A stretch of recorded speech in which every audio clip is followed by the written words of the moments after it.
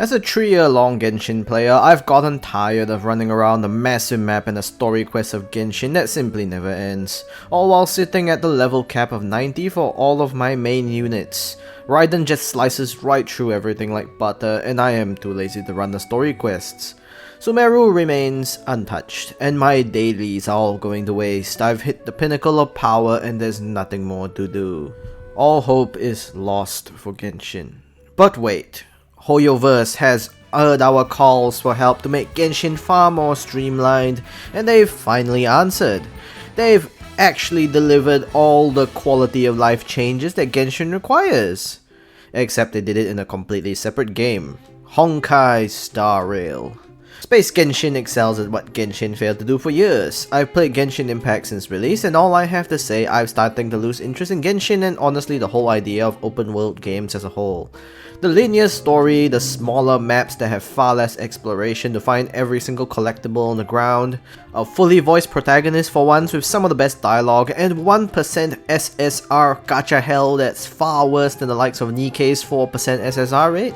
If all of this sounds great for you, this is definitely the game for you. The combat in the game is fairly simplified Persona, minus the huge number of different spells except for one per character, and everyone takes their turns to whack each other in this queue. All the characters share energy that recharges on base attacks, and spells use 1 energy, and you can also skip the lunge queue by either increasing speed with speed buffs or using the flashy ultimate skills that charge up over time in battle. To make things even better, you can even farm this game without even laying a finger on your mouse and keyboard, since the game has an auto battle function for the lazy player. Just like me, who's gotten too lazy to run Genshin dailies every day, you can go watch anime or play something else while you go grind for EXP. It will definitely make you consider your life choices on why you'd even play this game anymore in the first place if you're just gonna leave it on the side and not actually play. But just remember to tell yourself you're in it for the story, which is well worth the effort. Space Genshin on the Train follows the story of the trailblazer who travels the stars with their 2 friends, one named after the date of her calendar for plot reasons, and this guy that reminds me of the guy from Ruby, to save planets from the influence of evil giant balls of light known as stellarons that tends to cause chaos on the planet and give the people it influences a bad case of schizophrenia. You as the badass bat-wielding protagonist also have one of these seemingly malevolent stellarons inside of you, hence you gain protagonist powers and the ability to talk to God or something. Add in lots and lots of 4th wall breaking too, and you have yourself Honkai Star Pack. I still can't believe my allies actually called me out for getting a power-up off-screen. As you can tell, the game's already hilarious at times, getting serious when it has to, and has some of the craziest cinematic moments that you will ever see. Also, rules of nature. Space Persona is already more funny than normal Genshin can be, since you now have free will and choice in your dialogue, plenty of memes and references to pretty much everything including Genshin itself, and you basically have yourself an absolute masterpiece. It'll also tell you off for examining everything including light poles, garbage cans and benches, and you got that right, garbage cans. You even get a reward for digging through garbage for treasure, and you clearly know the devs had a ton of fun coding these jokes in. Best part is, you now have the ability to choose to be the goody two-shoes or be the lazy trailblazer who's aware they're being dragged around against their will by the devs to fulfill plot. And it's much more fun that way. Or you can always be an absolute a-hole in some of these options. It's your choice to give your character, yes. They don't make much difference at all to the story progression though, but it's better than not having any choice at all like in Genshin. There's even a choice at the start of the game where you choose not to get on the space train that leads to actual plot and end up becoming a washed up scientist while the entire train falls into oblivion because you're not there. You know deep down inside, the devs basically told you that all you had to do was follow the damn train, Trailblazer. As you might know already, the entire game is basically Genshin in all of its aspects apart from combat. Don't be fooled by the new names for everything though. Light cones are weapons, eidolons are constellations, and you upgrade skills for your characters in the constellation style tree with skill materials, except there's way more skills to level up. Unfortunately, you still have to roll on the weapon, light cone banner as well, and it's likely going to end up with you getting the wrong weapon once they start getting more 5-star weapons into the game, because it's probably going to go in the same direction as Genshin in terms of its monetization. Fortunately though, every single Ascension Material dungeon is open on all days of the week, and you don't have to wait for a specific day of the week to farm materials for your specific characters. And dailies are as simple as cooking food, getting combo hits, and doing a grand total of 1 daily mission instead of doing 4. As I said, Genshin's quality of life improvements all in the wrong game. The Interastral Guide is your adventurer's guide, and the side menu is now on the right side of the screen to try and make you think the game's a different game as well. It really threw me off when I first started, and it still does. If you have played Genshin before, you will know exactly what the gacha entails. It's exactly the same as Genshin, which has the exact same pity system of 90 rolls to get a 50-50 chance for the banner character on the limited banner. And then it's another 90 rolls to get the banner character guaranteed if you didn't get it the first time. The base banner is basically exactly the same, where 90 rolls will give you any SSR, whether it be a weapon or a character, which is pretty annoying when you waste your pity to get a weapon instead. Only silver lining is that the fact that you get to choose an SSR of your choice after 300 rolls on the standard banner, but the biggest issue is getting the crystals for that. I do have to say though, they are fairly generous in giving daily gems in the daily quests, but I can foresee the most efficient way is to just get their Welkin Moon system under a different name, which gives extra daily crystals for 30 days that you collect once a day. If there's one thing you should ever pay for, it's probably for this and not actual gems, and simply do the very short dailies that can be done in less than 2 minutes. This is probably the most effective way to play both Genshin and Train Genshin if you want to spend the bare minimum. Basically do your dailies and get this Welkin Moon. Or alternatively, you can always play the game F2P and just save for characters that you want. So far, I've played the game fully F2P and I've gotten a grand total of 2 SSRs as of writing the script, Seal and Bailu. And not to mention Bailu is also from the guaranteed SSR giveaway they do for new players for 50 rolls on the base banner so that they can bait you in and so that you don't have enough gems to spend on the actual limited banner.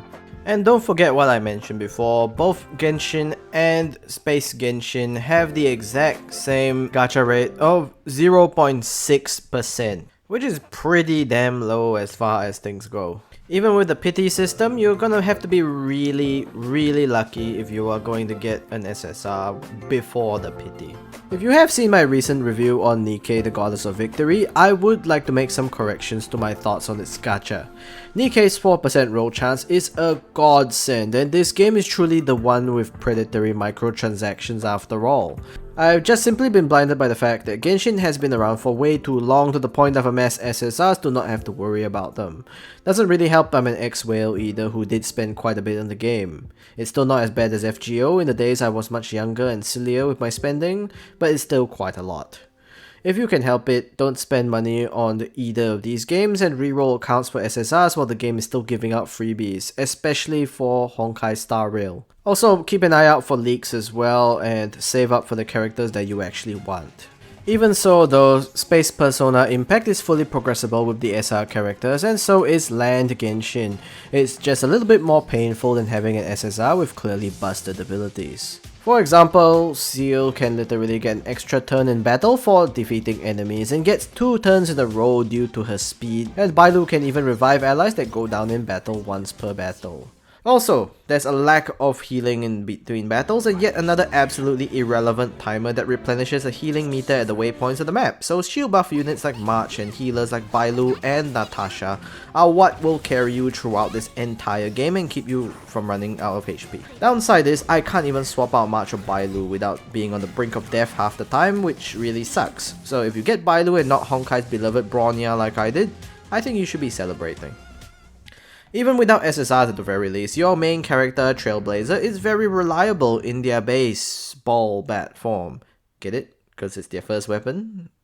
Never mind. I chose female Trailblazer initially because she looked really cool, and I don't regret my choice. She's voiced by the same Japanese voice actor as Mikasa from Attack on Titan, and of course I played the game with Japanese voices cause they're excellent and I have to give it the anime feel that the devs were clearly going after as any weeb should. You get to see her voice acting shine in way more than 1 or 2 cutscenes like in Genshin, since your player character starts and some of their dialogue is actually fully voiced now, and she comes across as the stoic kudere type that does appeal to some people. Well, of course I know him. He's me. If you are after waifus in this game, then you basically have yourself a free SSR waifu right off the bat from the get-go. I seriously did not intend for that pun during script writing, but I'll keep it in because I find it funny. I'll proceed to bonk myself on the way out. And last but not least comes the boss fights. The boss fights are absolutely amazing. Multiple phases per boss fight with the best music playing in the background. It really doesn't get any more epic than fighting a giant raid boss at the very beginning of the game. This game is a masterpiece, and by all means don't spend any money on it either. It's amazing in terms of its story and the amount of content that it delivers, especially with the fact that you may not even have to spend a single cent on this game. It's still one of those games that I would highly recommend playing, as long as you can resist the call of the gacha. All in all though, Genshin Star Impact is a solid single player experience that still runs better than any AAA title in this day and age, while making full use of the cel-shaded success of its predecessors Honkai Impact and Genshin Impact. The game is free to play and it's definitely worth giving a go, especially for the story, which I have not spoiled as much as possible. The gameplay loop is definitely satisfying, but the microtransactions are unfortunately the same as Genshin with abysmal rates. After seeing your wonderful comments in my Nikke video and thinking a lot harder about things, I'm definitely going to correct my verdict for Nikke. Nikke gets bumped up to an 8 out of 10 for being far more generous than most gacha games out there. And Star Rail gets a 7 out of 10 for its predatory monetization model with its terrible SSR roll chances. Now I am finally satisfied that I've cleared the air on Nikke. Don't get me wrong though, this game is absolutely amazing, from its graphics to its music to the OST that you might have heard playing in the background already. And it all comes together to create an extremely immersive experience that really can't be beat by many other games. This game is a 9 out of 10, but unfortunately it's been bumped down those couple of points because of the gacha itself. So if you don't mind the gacha, you can avoid it, then yes, this game is a 9 out of 10. Still though, both games reward long-time commitment to the game, which is easy to predict based on Genshin and many other long-time gacha games that I've played in the past. These games often stabilize more with reruns and of course leaks that will make it far easier to save for characters that are worth everyone's while. I've seen this from playing FGO and Genshin, which are both played since their respective launches on the global servers, and I'm certain it will be the case for Nikke and Star Rail with time. And yes, that is basically all I have to say about turn-based Space Genshin on a train. Do tell me your experiences with this game as well, and as always, stay safe, stay humble, and don't spend your money recklessly on gacha games like I did in the past. This is the Nikke, and we will see you next time.